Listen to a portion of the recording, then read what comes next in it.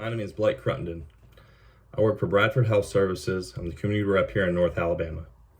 I've been brought to you today by Mitzi Bragwell, the Elder Care Coordinator from John Burns Estate and Elder Care Law. Today she wanted me to talk with you guys about depression and anxiety with older folks, with retirees, as I like to call them, the more established or the established folk. But just wanted to bring to you guys kind of an eye-opening thing, a little bit about anxiety, depression, and symptoms and things that it faces today, and kind of open your eyes about it, and at the same time kind of link that a little bit towards the substance abuse and alcohol that can be a coping mechanism to these type of mental illnesses. But today, mental illness is a big deal. It's something that we see and we hear about more often than we ever have. So to let you know a little bit about, we'll kind of start off with anxiety. Feeling anxious or nervous is a common emotion of people of all ages, doesn't matter. It's a normal reaction to stress. Feeling anxious can help us handle problems and strange situations, even avoid danger. It's normal to feel anxious about illnesses, social interactions, frightening events. Lots of different things can cause anxiety. But when you feel anxious often, it's overwhelming, it's too much to handle, it affects your daily life, your social life, relationships, even just functioning for the most part. That's when you got to kind of look at it as a little more concerning, and think of it more as a mental illness that could be a cause of it if it's one of those things that's getting worse, or progressing, or growing to be unmanageable, I guess is really the word I'm looking for. But overall, anxiety it's a common illness among older adults. It affects as many as 10 to 20% of the older population, though it is often undiagnosed. Phobia, which is a common anxiety trigger, is a big piece of it. Fearful of certain things, places, events. It's typical with anxiety. So among adults, anxiety is one of the most common mental health problems for women, the second most for men, besides substance abuse. And when you kind of look at that in that perspective, it kind of makes you think a little bit about, is anxiety really something that's that heavy? And it really is. It's the things that have been brought to light to us, which is good that it's being brought light to us, because then we can do something about it. So with older adults with anxiety disorders, most of them go untreated. Most of them don't recognize or acknowledge the symptoms. When they do, or when someone does, I don't even say it's older folk. I think it's just about anybody. But they're reluctant to discuss it with anybody. They don't want anybody to know that there's an issue or a problem. Being stubborn, I can agree to that. I'm a stubborn person. A lot of some older adults may even seek treatment or may not seek treatment. They may have been suffering from anxiety their whole life and never really thought it to be a problem. It's something they just thought it was normal life. It's like, man, that was a very nervous moment. Okay, it's over. Move on. It's not abnormal. That's not abnormal. So, but even patients, physicians, can possibly misdiagnose anxiety due to other medical conditions, prescription drugs, particular situations that the patient's coping with. There's a couple different things that can kind of cause a little bit of that.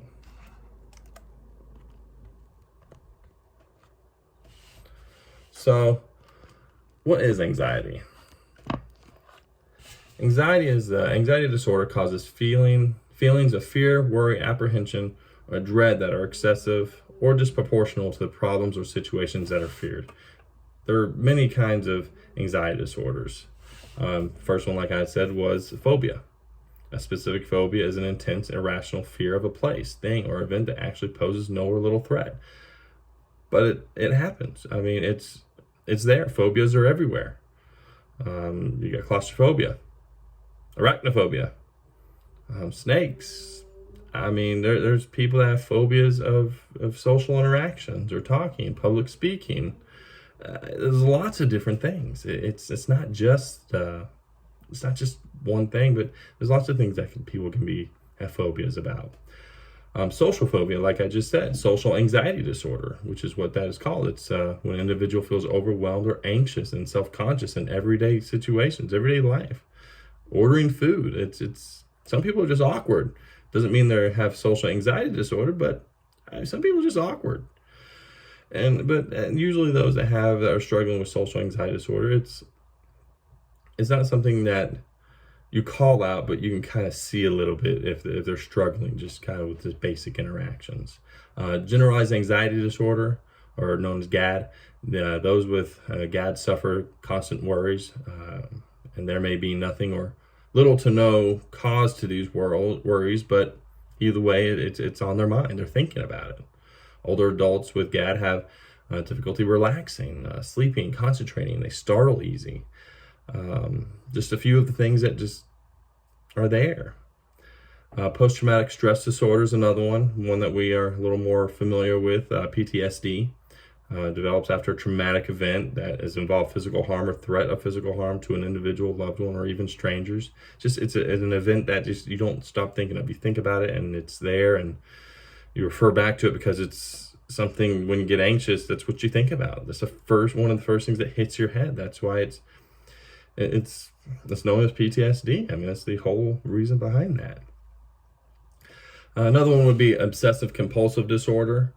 I'm myself am a little OCD, I have to admit. I'm one of those perfectionists. This is probably my 5th or 6th video I've shot for you guys today.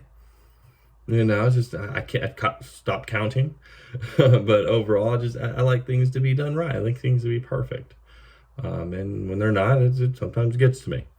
But it's common among older people as well, being stuck in your ways, the way you do things. Some older people do suffer from persistent or upsetting thoughts that can be controlled by performing certain rituals, such as repeatedly checking things, touching things in particular order, or counting things.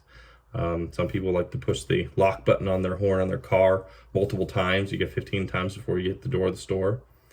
It's just everyone has their own thing. Panic disorder is one that I didn't know a whole lot about, but had witnessed it through college, through friends that I've had. It's those that have panic disorder, basically having sudden attacks of terror, are usually pounding of heart, chest pain, sweatiness, weakness, faintness, dizziness, nausea, short of breath. It's a couple different things there, but it's one of those, when you see it, it's just you're wondering what's happening. How can I help? What can I do to stop it? What is there? And it's hard to see. It's hard to watch, and it's hard to understand if you've never had a panic attack before. But I know they're very real. So those are just a few of those are some of the main anxiety disorders that there are. But why should an older adult be concerned about anxiety? For older adults, anxiety and depression are a lot of times hand in hand. They can both be debilitating, reducing of overall health and quality of life. They affect us either way. It's important to know that the signs of both anxiety and depression, and to recognize them, and to make sure you talk to a physician about it. If there's a concern, there's a worry, you need to talk to somebody. Anxiety is also strongly linked to memory. Anxiety can interfere with memory, and significant anxiety can contribute to amnesia or flashbacks of a traumatic event, a PTSD. There's one of those. It's something that kind of brings you back to it. You think about it, it goes through your head. There's triggers to that. But to kind of give you a few things that lead to anxiety disorders, or to an anxiety disorder, or contribute for the most part: extreme stress or trauma, just like I had talked about there, bereavement of complication of chronic grief, a loss of a loved one, or something that has,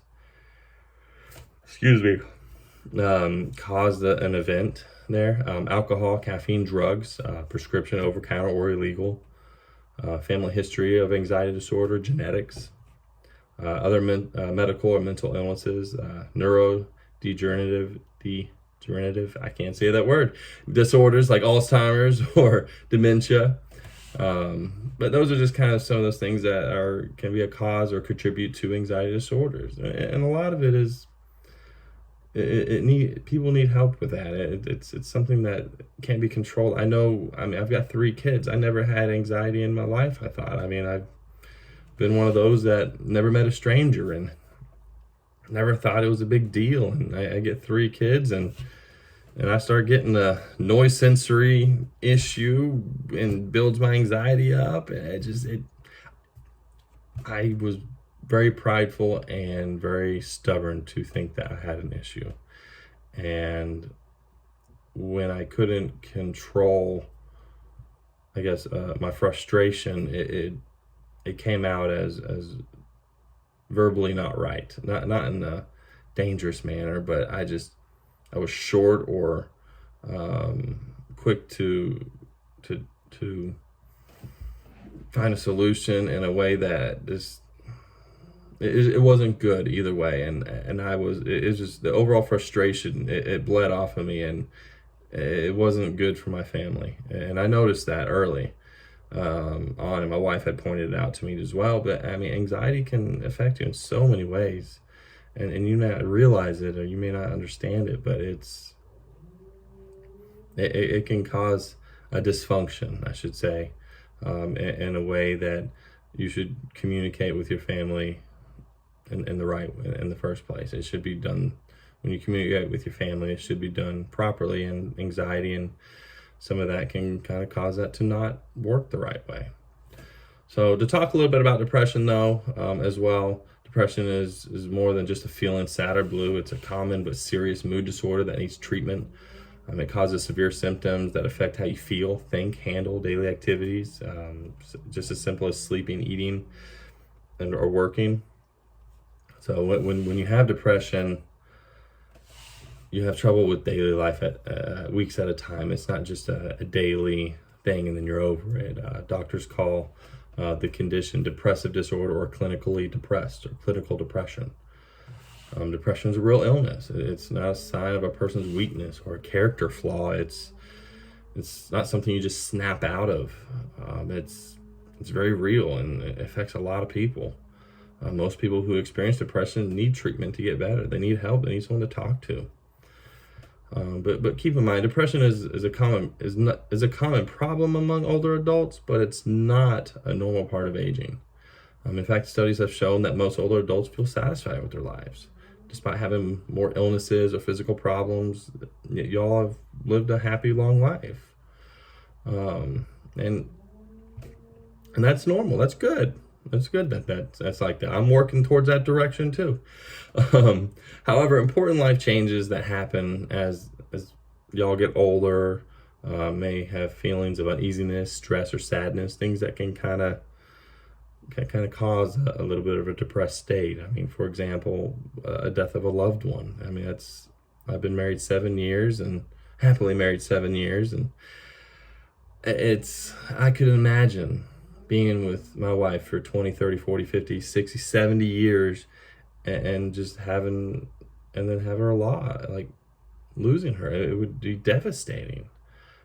I would have a hard time coming out of that.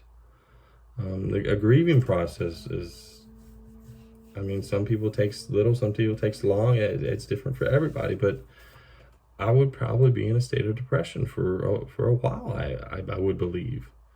It would be devastating. But some people have it also from moving from a work life to a retirement life. For those that have worked their entire life, most of y'all have worked your entire life, and you suddenly don't work. It's a lifestyle change. It's a whole different thing in perspective that you aren't used to, and that kind of altering kind of mood or altering lifestyle, it can be a lot to handle. Dealing with a serious illness, that's another one. It's, as you get older, things happen, and there's not a lot of control about it. But overall, those are just some things that can just leave you feeling silly, sad, or anxious. After a period of adjustment, many older adults can regain their emotional balance, but others don't. They develop depression. They sometimes go down a deep, dark hole. So there are different types of depression. Some of the ones that you see more often, the couple that you see more often than anything else, is a major depression, which involves a severe symptom that interferes with just basic life, work, sleep, study, eat, the enjoyment of it. And the other one is persistent depressive disorder, which is a mood that lasts for at least 2 years. The person that's diagnosed with persistent depressive disorder may have episodes of major depressions major depression along with periods of less severe symptoms. So it's kind of like a roller coaster. It's up and down. But I mean, it usually goes on for about 2 years before you start realizing it. Because in that point in time, that one's hard to kind of see because you are up and down a lot, and your loved ones and family and friends and all that you communicate with on a daily basis, they would be kind of, ones able to notice and see that a little bit more. But other forms of depression include psychotic depression, postpartum depression. My wife had that with after all the kids. Seasonal affective disorder is another one that a lot of people have. When it's winter time, the time changes, it gets darker in the evenings. There's no green out, there's no leaves on the trees or flowers or anything that's going to be kind of uplifting. It's the winter time is hard for a lot of people. But to kind of bring these two together, anxiety and depression, for older adults, they often occur together. Anxiety and depression are kind of hand in hand, and that's something that is not uncommon. It's important for y'all and everybody else, or anybody that does have these feelings, to reach out to somebody when you're experiencing symptoms. And for depression, some of the symptoms that you kind of run into that usually last more than 2 weeks before you really kind of, I think, catch on. For the most part, I haven't really been depressed. So I don't know the feeling, but some of the ones here that you can see that I can tell you about is disturbed sleep, sleeping too much, sleeping too little, appetite, whether you are losing weight or gaining weight, physical aches and pains, loss of energy or motivation, irritability, intolerance, loss of interest or pleasure, just enjoying the simple things in life, feeling of worthlessness or guilt, difficulties with concentration or decision making, noticeable restlessness or slow movement, and I mean, reoccurring thoughts of death or suicide. These things, when your mind starts thinking, it gets rolling. Our minds are incredible machines, and there's a lot of things that we don't know about them. And the neurological side it's so much information about it, and it's hard to shape that. But I know there's always a way out with the treatment and help and recovery and things that can guide you in the right direction. So, but depression and anxiety overall can create a whirlwind of issues. Most of us are stubborn people, most of us are stubborn, myself included, and we kind of just look past it and move on with our lives. We don't really put a lot of emphasis in it. It's safe to say that sometimes it's just not the case. And at the end of the day, mental health is a huge part of our world today. Health and wellness is $1 trillion industry, and it's not going away. It didn't get this way, and we didn't start knowing all this and realizing it without there being a real issue. There's an issue in it, so and it became noticeable, and now we are working to do something about it. Now, when depression and anxiety are too much to handle, what happens? What do? You seek the treatment, you find the help, you do that. But if you don't reach out and you try to do it on your own, there's consequences sometimes to that. A bigger percentage than we would like lean towards alcohol and substance abuse. They try to find something to cope or escape. Naturally, the more escape you need, the more you use, as well as the frequency leading quickly to the world of addiction, leading to a deep, dark hole that is harder to get out of than you went in. It's just surprising, even with living and experiencing the life that you guys have, and the things that you've learned over time.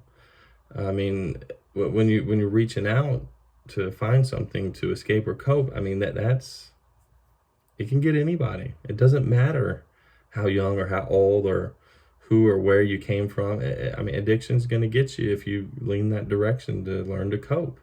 If you utilize that to cope with whatever depression or anxiety you're facing. So when you have both substance abuse and a mental health issue, such as depression, bipolar, anxiety, it is called co-occurring disorder or dual diagnosis. Dealing with substance abuse, alcoholism, or drug addiction isn't easy, and it's even more difficult when you're struggling with mental problems. You don't really have a backbone there. You're just kind of floating at the moment, just trying to just get whatever you can do just to kind of make you feel better for the moment. So in the world today, 9 million men and women have a dual diagnosis disorder. Excuse me. And that's a lot of people. And just at the end of the day, it's a lot of people. And then when you start to kind of understand the co-occurring disorder, the dual diagnosis, I mean, the development of a dual diagnosis can lead to a cycle of self-destruction, essentially. You got your mental illness that you're working on, then you have your substance abuse problem. And then with the substance abuse problem, it worsens the mental illness. So naturally, since you utilize substance to counteract the first time, your increase in dependency on that substance is there because you're just trying to use more to fix the problem that worsened. It's a never-ending cycle, and it leads to a deep, dark place. So other common conditions that kind of lead people into that cycle is major depression, anxiety disorders, as I had just talked about, antisocial personality disorders, schizophrenia, and then, as we know, PTSD. Those that come back from doing tours with the military and have been witness to something it's traumatic. I mean, a lot of them come back and drink. It's not uncommon. It's something we hear about all the time. So another statistic here for you is 33% of the individuals with major depressive disorder engage in substance abuse. That's 1 in 3 people. I mean, it's a real thing. It's there. It's happening. When a mental health problem goes untreated, and the substance abuse problem usually gets worse, as I was saying. And when alcohol or drug abuse increases, mental health problems usually increase too. So co-occurring substance abuse problems and mental health issues are more common than we realize. Roughly 50% of the individuals with severe mental disorders are affected by substance abuse. 37% of alcohol abusers and 53% of drug abusers also have at least one serious mental illness. And then of all people diagnosed mentally ill, 29% abuse either alcohol or drugs. It's more common than we think. So people often abuse alcohol or drugs to ease the symptoms of an undiagnosed mental disorder, to cope with difficult emotions or temporary change in their mood, just looking for the quick release or a quick fix or anything to kind of help them feel better. Unfortunately, abusing substances cause side effects, and in the long run often worsens the symptoms, as I was saying before, and symptoms that initially help to relieve their pain in the first place. So don't get caught in the cycle. Remember, addiction is a progressive disease. There's a lot of things out there that are progressive if they go untreated. They can lead into worse and worse things. So always keep that in mind. And that goes not only for y'all, but your loved ones, your family members. It's when you have something like that, I mean, that's the whole reason I'm here.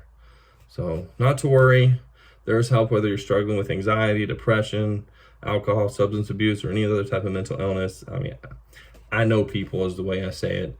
I pride myself on the resources I have and the connections to try to do what I can to help people. So sometimes a lot of these might be combined, and it's not easy to talk about, but just don't be afraid. Let your loved ones or anyone you know struggling, don't be afraid. It's okay to talk about it. And I mean, the knowledge you guys have acquired over the years, the experiences you have encountered and witnessed, has made y'all the strong individuals you are today. It's what's built your character, and that's what's great about it. You've grown to be these individuals and these strong-minded folks to have the pride in yourself and be proud of what you've done throughout your life. And when you talk about pride, you got to remember, I mean, pride can sometimes get in the way of things. Sometimes we have to put our pride aside to do what we got to do to help either ourselves or someone else. So thank you for being who you guys are. Thank you for what you've done for our nation, especially if you've served in the military. And overall, the things you guys have dealt with in the decades previous. Thank you guys for everything you guys have done. My name is Blake Cruttenden. I'm with Bradford Health Services. Anything I can do for you guys, please let me know. My phone number is area code 256-405-3281. And my email is blakec@bradfordhealth.net. I'm here for y'all. Thank y'all. Have a great day.